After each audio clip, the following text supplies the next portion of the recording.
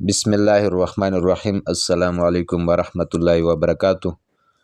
زما ورونو، خویندو او میندو، تاسو به ښه یئ او زه تاسو ته په خپل پیج باندې دوباره مخاطب یم. الله تعالی دې تاسو ښه او آباد لري. الله تعالی دې تاسو د هرې پریشانۍ او مصیبت نه په امن ساتي. الله تعالی دې تاسو د زړونو تمام شرعي ضرورتونه د خپلو غیبو خزانو نه پوره کړي.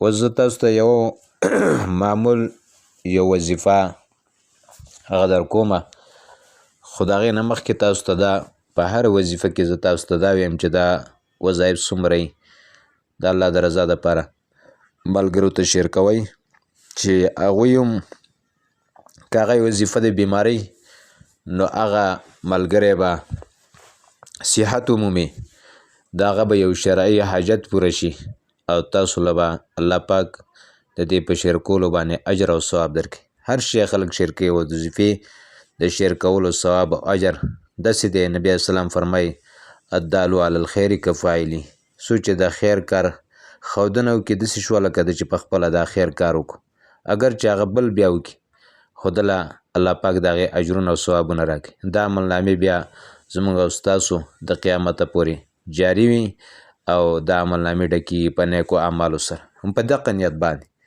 اوس تاسو ته اکثر یو بیماري ده، هغې ته الرجي وایي او مختلف نوجوانان، مختلف خویندې او میندې، مختلف ماشومان په هغې کې مبتلا وي. د هغې دپاره زه تاسو ته یو مختصر شان وظیفه در کوم.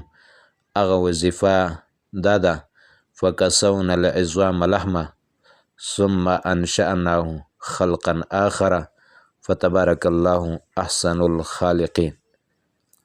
فکسونا العظام لحمه ثم انشأناه خلقا آخر فتبارک الله احسن الخالقین.